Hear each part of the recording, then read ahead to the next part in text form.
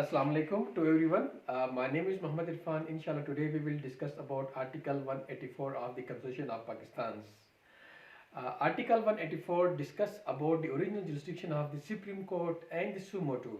Article 184 में तीन classes हैं. क्लास 1 में ये बताया जाता है कि दो गवर्नमेंट के बीच में अगर कोई डिस्प्यूट राइज होता है, कोई डिस्प्यूट क्रिएट होता है, तो उस वक्त जो है सिर्फ सुप्रीम कोर्ट उस डिस्प्यूट को रिजॉल्व करेगा. उसके अलावा अदर कोर्ट्स के पास ये जुरिस्डिक्शन नहीं है कि वो उस डिस्प्यूट्स को रिजॉल्व करें.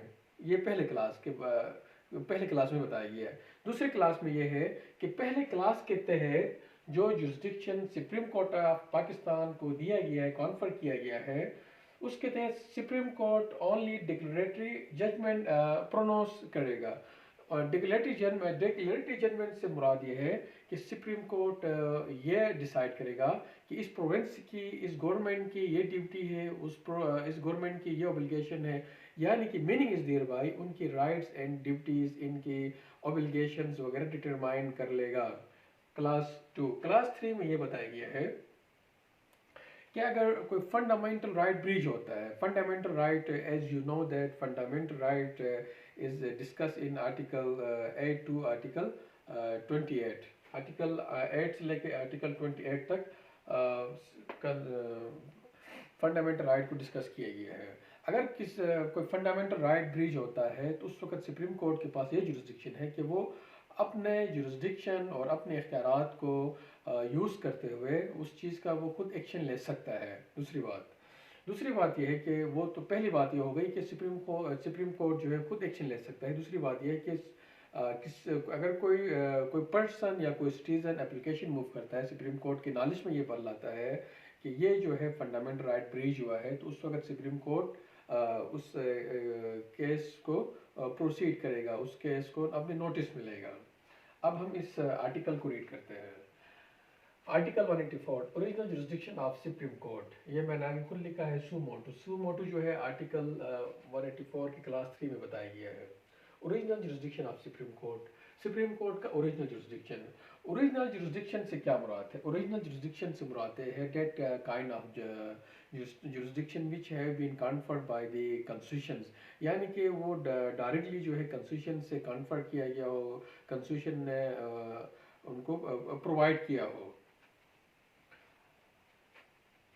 Class 1. The supreme court shall का लफ्ज़ यूज़ किया गया है. To the exclusion of every other court have original jurisdiction in any dispute between any two or more governments. यानी कि दो या दो से ज़्यादा गवर्नमेंट के बीच में अगर कोई डिस्प्यूट राइज होता है तो उस वक्त दूसरे जो कोर्ट्स हैं, जो अदर जो कोर्ट्स हैं, उनके पास कोई जुरिस्डिक्शन नहीं है. It is the only jurisdiction of supreme court. ये सुप्रीम कोर्ट का ओरिजिनल जुरिस्डिक्शन है that it can solve the issues. Explanation. In this class, government means the federal government and provincial governments. Government से मुराद इस class में ये बताया गया है कि फेडरल गवर्नमेंट भी हो सकता है और प्रोविंशियल गवर्नमेंट भी हो सकता है. In the exercise of the jurisdiction conferred on it by class 1, the Supreme Court shall pronounce declaratory judgment. Meaning is thereby कि क्लास 1 के तहत सुप्रीम कोर्ट को जो पावर, जो जुरिस्डिक्शन कॉन्फर किया गया है, उस पावर के तहत सुप्रीम कोर्ट सिर्फ डिक्लेरेटरी जजमेंट प्रोनाउंस करेगा. डिक्लेरेटरी जजमेंट से मुराद ये है कि इस गवर्नमेंट की, इस प्रोविंस की ये राइट्स हैं और उस प्रोविंस की ये ड्यूटीज़ हैं. यानी कि राइट्स एंड ड्यूटीज़ को डिक्लेयर करेगा. यानी कि डिक्लेरेटरी सूट भी आपने नाम सुना होगा, डिक्लेरेटरी रेमेडी भी होता है. तो ये है class 2. Class 3. Without prejudice to the provision of Article 199, the Supreme Court shall, if it considers that a question of public importance with reference to the enforcement of any of the fundamental rights conferred by Chapter 1 of the Part 2 is involved, have the power to make an order of the nature mentioned in this said article.